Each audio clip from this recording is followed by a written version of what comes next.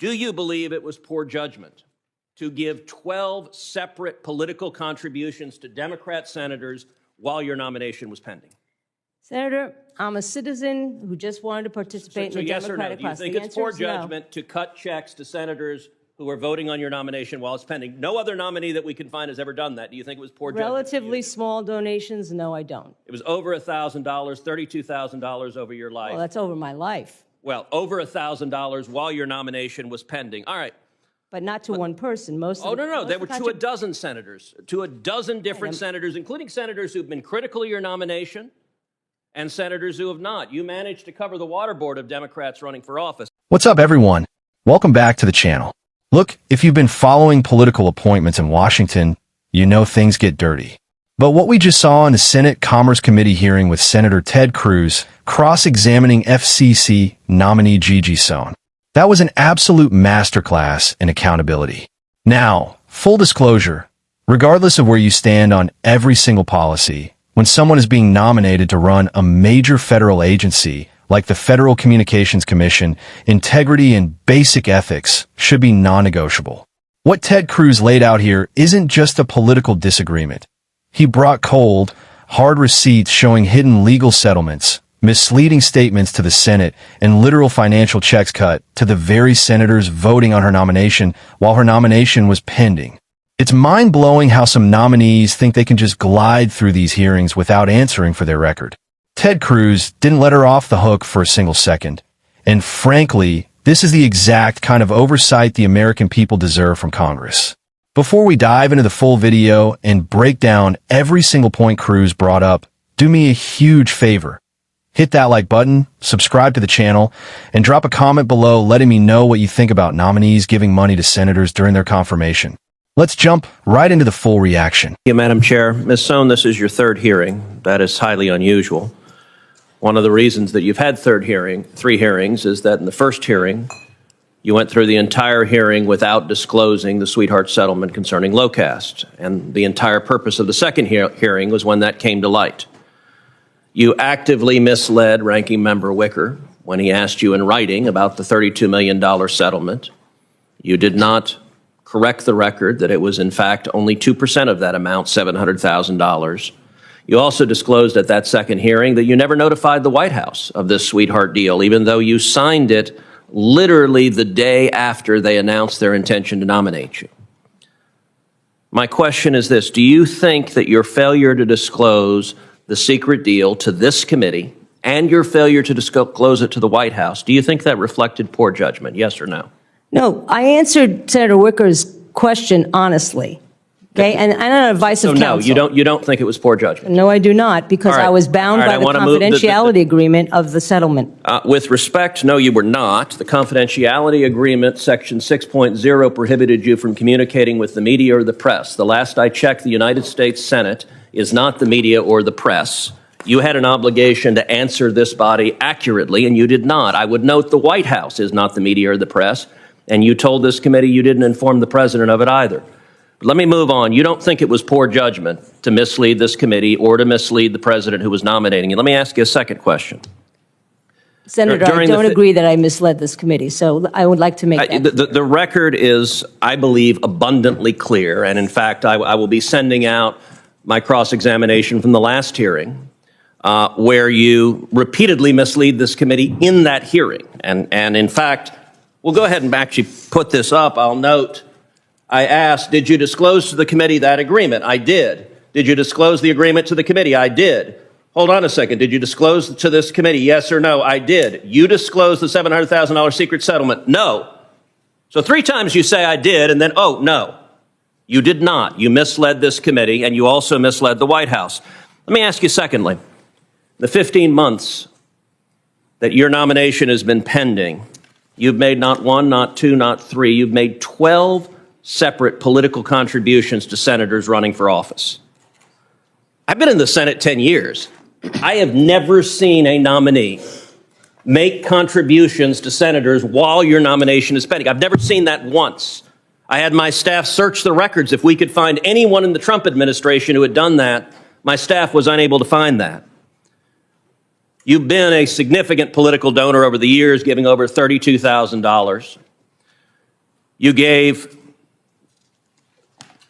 do you believe it was poor judgment to give 12 separate political contributions to Democrat senators while your nomination was pending? Senator, I'm a citizen who just wanted to participate in the yes Democratic or no? process. Do you think it's poor judgment to cut checks to senators who are voting on your nomination while it's pending? No other nominee that we can find has ever done that. Do you think it was poor judgment? Relatively small donations, no, I don't. It was over $1,000, $32,000 over your life. Well, that's over my life. Well, over $1,000 while your nomination was pending. All right. But not to one person. No. They were to a dozen senators, to a dozen different senators, including senators who've been critical of your nomination and senators who have not. You managed to cover the waterboard of Democrats running for office. All right, let's turn to another issue, which is you have been an active supporter of a left-wing activist group called Fight for the Future. And I will say the record of Fight for the Future is really quite remarkable because they have blasted members of this committee on both sides of the aisle. Here's a billboard Fight for the Future put up in West Virginia in 2017 attacking Senator Joe Manchin, a Democrat. The billboard essentially accuses Joe Manchin of being corrupt. Ms. Sohn, do you believe Joe Manchin is corrupt? Absolutely not. You don't? Okay, well, that's interesting. I will point out, in 2017, Fight for the Future also erected similar billboards accusing Senator Tester and Senator Peters of being corrupt, both of whom are members of this committee. I can't recall a nominee who's actively supported efforts to blast members of this committee to run billboards. Senator, may I address that, please? You may. When you say actively, I give every single organization with whom I work on net neutrality $100 contributions at the end of the year. Ms. Sohn, with doesn't mean I agree with their tactics. The time is limited, and yes, it does, because after they put up the billboards attacking Manchin, Tester, and Peters as corrupt, afterwards, you sent this tweet. Just made my end-of-year donation to this organization, urging others to do it after they did that. And because the time is limited, I'll note this group also blasted Marsha Blackburn, Dan Sullivan, and Roger Wicker, and astonishingly called for Chairwoman Cantwell to be fired. And after each of those, to be removed from as chairwoman of this committee, after each of those, you supported it. And in fact, I want to turn to the final point, the Roger Wicker one, where this group protested and said, you're buying a senator, and you said you don't support their tactics. I'm going to point out, you tweeted, well done, to this radical group who blasted the former ranking member of this committee and saying that his donors were trying to buy a senator.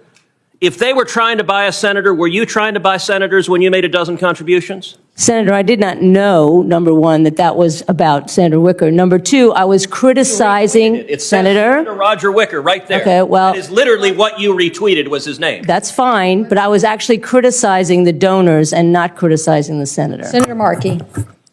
All right, folks, let's talk about what we just watched, because that was one of the most intense and necessary cross-examinations I've seen in a long time. Ted Cruz dismantled her defenses piece by piece, and he did it with three clear, undeniable points. 1. The hidden settlement and misleading the Senate.